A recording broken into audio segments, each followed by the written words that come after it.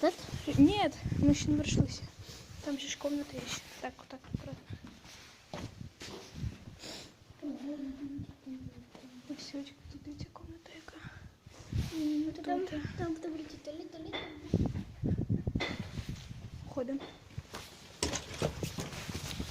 Быстрее, быстрее даже.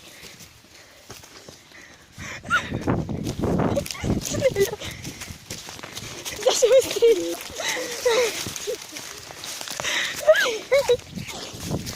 Мне страшно.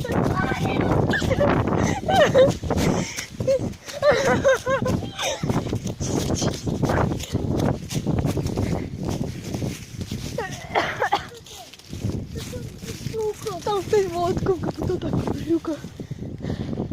Ми ж таки заходимо в комнату. Таки заходимо в комнату. Що таке тук, как будто молотком хтось стукає. Я спочатку отак. Тихо. Що собака? Що? Це я? Ти чого як стукали? Да, я чула, що.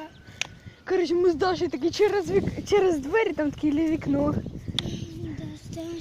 Через двері таки вилазимо, через очі біжимо морем.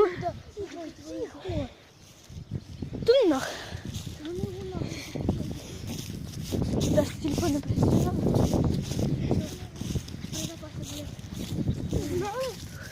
Я чув.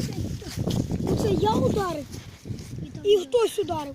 Я Там ударив. воно таке, як будто молотком по цьому. По камню. Гук. По камню. Капець, ми з Дашею пересили. Ми хотіли